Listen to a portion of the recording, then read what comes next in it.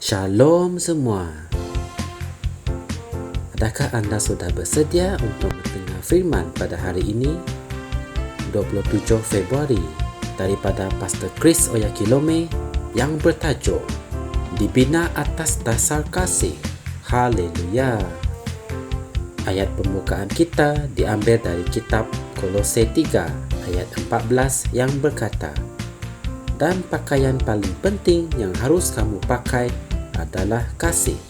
Kasihlah yang mempersatukan kita semua dalam keharmonian yang sempurna. Amin.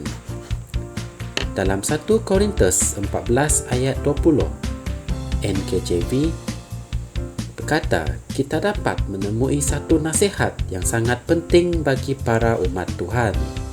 Ia berkata, hai saudara-saudaraku, janganlah menjadi anak-anak kecil dalam pemikiran. Sebaliknya, jadilah bayi dalam kejahatan, dan jadilah dewasa dalam pemikiran.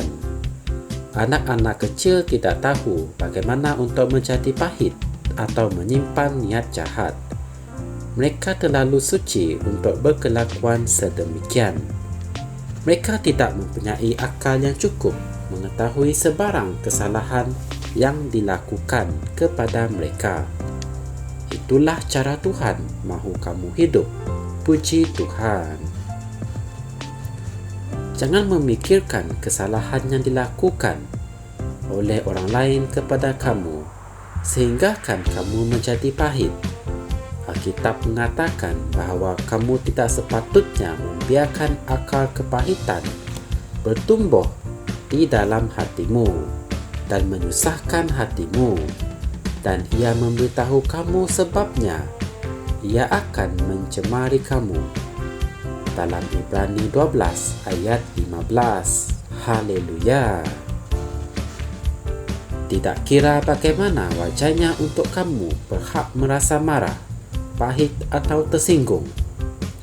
Apa-apa tindakan yang dilakukan akibat kepahitan itu mempunyai pencemaran di dalamnya. Ia hanya menunggu masa dan kejahatan di dalamnya akan dinyatakan. Jangan mencipta visi dan idea baru atau memulakan perniagaan, pelayanan atau projek baru hanya kerana kamu merasa pahit atau tersinggung. Jangan membina sebarang usaha berdasarkan kepahitan tersebut. Ia akan gagal. Binalah ia berdasarkan kasih. Haleluya. Ingatlah apa yang Alkitab katakan. Sebab amarah manusia tidak mengerjakan kebenaran di hadapan Allah. Dalam Yakobus 1 ayat 20. Sesetengah orang telah terluka sehingga menangis, dan dengan kepahitan di dalam hati mereka bertindak dalam penuh kemarahan. Tetapi kamu tidak boleh bergerak dengan kemarahan dan mengharapkan kebenaran Tuhan akan menghakiminya. Tidak. Dan juga jadilah bijak untuk mengenali orang di sekelilingmu yang didorong oleh rasa tidak puas hati, kemarahan dan kekecewaan. Membetulkanlah mereka, berjalanlah dalam kasih dan kebijaksanaan Tuhan akan membimbingmu dalam segala urusanmu. Haleluya. Marilah kita membuat pengakuan ini bersama-sama. Aku tidak memberi ruang untuk kemarahan dan kepahitan dalam hatiku.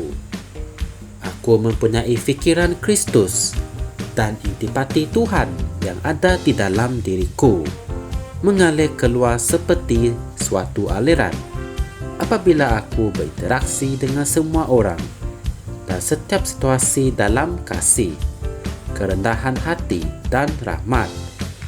Dalam nama Yesus, amin. Sebagai renungan tambahan, Anda boleh merujuk kitab Efesus 4 ayat 31 NIV, Amsal 22 ayat 24 hingga 25, Filipi 2 ayat 5 hingga 8, Matius 5 ayat 44. Haleluya. Sungguh indah firman pada hari ini ya. Anda boleh mengetahui lebih lanjut mengenai firman ini dengan menekan butang like dan subscribe Rhapsody Reality Malaysia. Semoga kita berjumpa lagi dalam segmen yang seterusnya dan semoga Tuhan memberkati Anda semua. Amin. Kami percaya saudara-saudari semua telah diberkati dengan perkongsian firman dari Rhapsody Reality. Bagi sesiapa yang ingin menjadikan Yesus Kristus sebagai Tuhan dalam kehidupanmu, kamu boleh mengucapkan doa ini bersama dengan saya. Ya Tuhan Allah, aku mempercayai Yesus Kristus, Anak Allah yang hidup dengan sepenuh hatiku. Aku percaya Dia telah mati untukku dan Allah telah membangkitkan Dia dari kematian. Aku percaya Dia hidup hari ini.